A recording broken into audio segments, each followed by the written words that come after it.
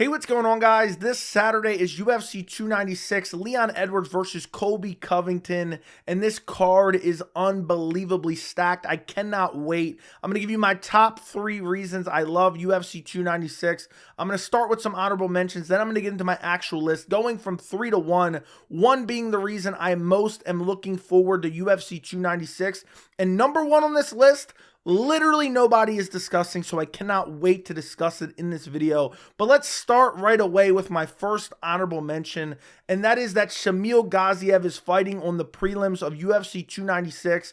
And you're probably wondering, Joey, why are you excited for Shamil Gaziev at UFC 296? Well, Shamil Gaziev has the same exact body type as me, and I have people telling me in live streams and comments, Joey, you can't talk about MMA. You could never step foot in the cage. You could never fight in the UFC. Shamil Gaziev is proof. Somebody like me could fight in the UFC with the likes of John Jones and Cyril Gane and Francis Ngannou, who's not in the UFC anymore, but you get my point. He is proof, and I'll be rooting for him. And the people saying, you can't talk about MMA because you could never do it. That argument's dumb to begin with, but even if it was true, Shamil Gaziev is proof that I could step foot in the cage. Maybe if I get 100,000 subscribers, Dana White will say, oh, look at the numbers this guy is doing in India. The kid's done everything we've ever asked of him. Let's give him a Dana White Contender Series fight. So who knows? Who knows what the future may hold? But I wanted to put that in my honorable mentions. Moving on to my next honorable mention, and this is an honorable mention that could be number 1 if it actually came to fruition, but I'm not expecting it to come to fruition, so I can't put it on the actual list. But that is that Tony Ferguson, the dead body of Tony Ferguson, may finally break that horrendous losing streak. He's on a 6-fight losing streak. But look at the level of competition that he's fought. You have Justin Gaethje, Charles Oliveira, Beneil Dariush, Michael Chandler, Bobby Green. And, I know, and you have Nate Diaz in there as well. I know, he's looked horrible, but he's fought decent competition. Now they're booking him against Paddy Pimblett, who in my opinion is bottom of the barrel UFC caliber fighter. Had a robbery win against Jarrett Gordon. Every single one of Paddy Pimblett's fights has been booked to give Paddy Pimblett an easy win. And every single time it's not been easy. He got a robbery win over Jarrett Gordon. Should have never won that fight in a million years.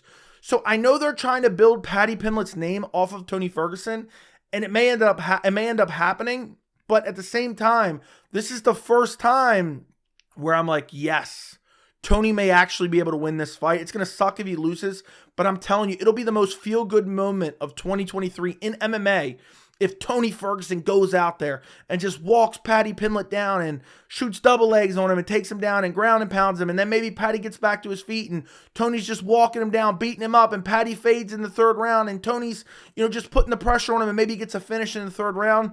That would be, I can't even put into words how joyous I would feel watching Tony Ferguson, the dead body of Tony Ferguson, resurrect for one last time, and to go out there and beat Paddy Pimblett.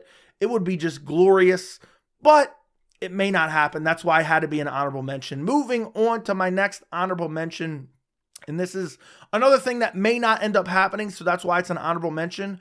But we may finally get rid of Colby Covington at UFC 296 if he loses to Leon Edwards, which is a big if. I think a lot of people are underestimating Colby Covington going into this fight. But if he does lose, where does Colby Covington go from there? It's probably retirement, maybe calling out some fun fights. I don't think he's going to stick around and fight the likes of Shavkat Rakhmonov or Bilal Muhammad or any of the guys making their way up the ranks. But Colby, and I've talked about this countless times, Colby does not deserve a title shot. He used his mouth to get a title shot. He's 2-2 in his last 4 with 2 losses in title fights. And his biggest accomplishment in his entire career is losing to Kamaru Usman. But it was competitive. That's his biggest accomplishment. And he's getting an undeserved title shot when we have plenty of contenders. And he's 36 years old who sat out in witness protection for almost 2 years at this point. That's a bit of an exaggeration, but it's been over a year and a half. And I'll just be glad when this is all done. I want to move on with the division. I'm tired of the welterweight division. Everyone's saying, I don't want to fight this guy. I don't want to fight that guy. I want to see contenders get title shots. And with Colby Covington as champion, that's not going to happen. And if he loses this fight, he's going to be 2-3 in his last 5. He's going to have 3 losses in title fights. And he's going to have a loss to the current champion. He's probably never getting another title fight. He's going to be 36 years old. He's fought 1 time in the last 2 years at that point. Where's he going to go from there? I don't know. I think most likely he'll probably just fade into oblivion and people will stop talking about him. He doesn't have the most exciting fight style. The trash talk is cringy and corny, and I'm so tired of hearing people call him a draw when he's literally like a low level draw according to legitimate sources that we have. So I just want to see him go away. His fan base isn't that huge, but man, are they vocal, and they're always saying, oh, you don't like Colby. You know how many times I've heard people you don't like Colby because of his political beliefs. I don't even know what his political beliefs are. But all I know is he goes around, talking about politics 24/7. And for some reason, I guess a fan base and, a side of political beliefs have latched together and come behind Colby Covington and support him, even though he's not beating any ranked opponents. He doesn't deserve a title shot. Doesn't have a current ranked win against a current ranked welterweight. That is crazy. And he's getting a title shot. And the trash talk is just so cringy and corny. So I can't wait to just get rid of Colby Covington. But that may not happen because Colby Covington may win at UFC 296. So that's why this is an honorable mention. Moving on to my actual list, starting off with number 3.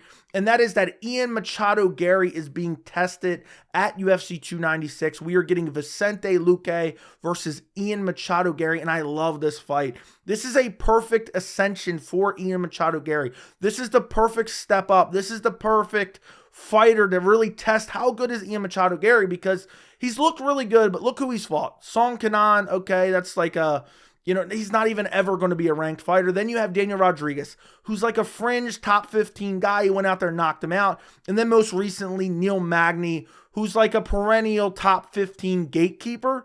So I really am not sure how good Machado Garry is because of the level of competition that he's fought. I think he's had a perfect kind of ascension to where he's at now, and I think the UFC's match made him very well, and we've gotten answers with every single fight. Like with the Neil Magny fight, we kind of found out, okay, we have a gauge on how good his clinch work is and his grappling is, because Neil Magny, if you're not really good in the clinch, if you're not really good with your grappling, Neil Magny will go out there and force you to grapple the entire fight and, end up beating you by decision. He's done it to countless guys over the years, but we found out that, but Neil Magny is worlds away in terms of skill level than Vincente Luque.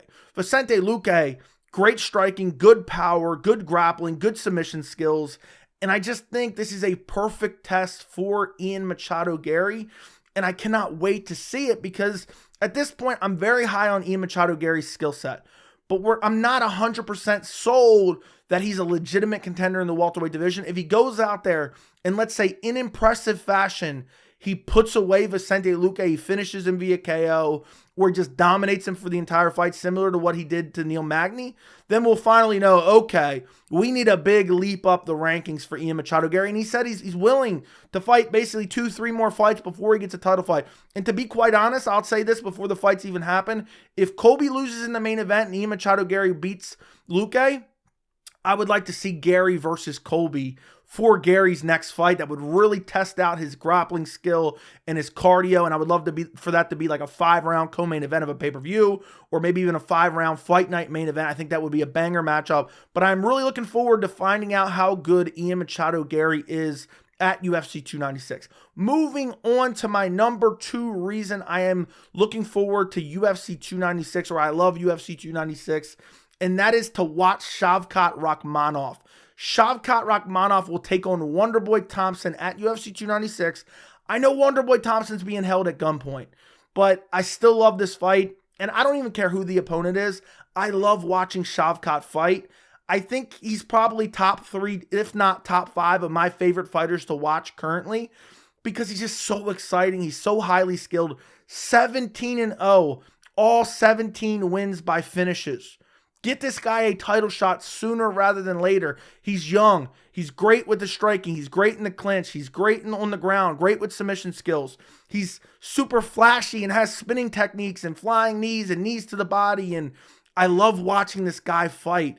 And I'm so excited to really see him get a pretty big step up in competition against Wonderboy Thompson. And I know Wonderboy's kind of one-dimensional. He's just solely like an elite kickboxer.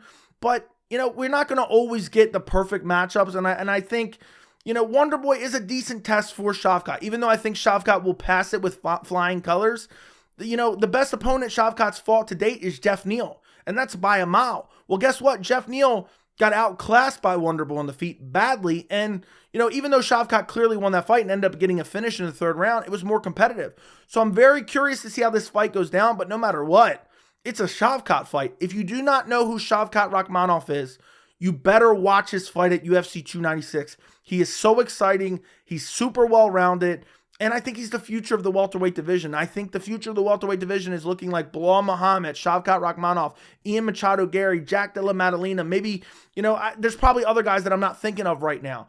But I really am looking forward to seeing him fight. And I'm looking forward to seeing if he can, you know, keep that 100% finish rate and go 18-0 and put Wonderboy away. Because say what you will about Wonderboy and his deficiencies on the ground, he's not an easy guy to finish. So if Shavkat can go out there and finish Wonderboy, I think Shavkat's one fight away from a title fight. If not, he can wait around. And I would like to see the winner of Edwards versus Covington fight Belal Muhammad, who's deserving of the #1 contender spot. And then Shavkat fight the winner of that fight. So I'm really looking forward to seeing Shavkat fight. He's one of my favorite fighters to watch on the roster. So I just cannot wait to see him. I wish it was a 5-round fight. I know it most likely won't go 5 rounds or won't even go 3 rounds. But I would still love to see that fight as a 5-round fight. Moving on to my #1 reason I love UFC 296. And that is the co-main event. Alexandre Pantoja versus Brandon Royval 2. This fight is not being discussed enough. This is the best fight on the card. This is for the flyweight title. And honestly, it's hard to find a more exciting matchup than Pantoja versus Royval 2. They have combined, I did the math, combined 31 finishes between the both of them. That is insanity. I know they fought 2 years ago, and Pantoja went out there and got a rear naked choke. But Royval is so scrappy. He's improved. He has crazy KO power. Pantoja's been in, you know, a war against Brandon Moreno since then. And I just cannot wait to see this matchup. And I look at both guys and I see how well-rounded they are and how skilled they are. And the way Pantoja fights, he just walks forward, throwing wild, winging power shots, looking to clip you up, looking to make you make a mistake and end up taking your back and strangling you. He did it to Alex Perez. I mean, when's the last time Alexandre Pantoja has been in a boring fight? I don't think it's ever.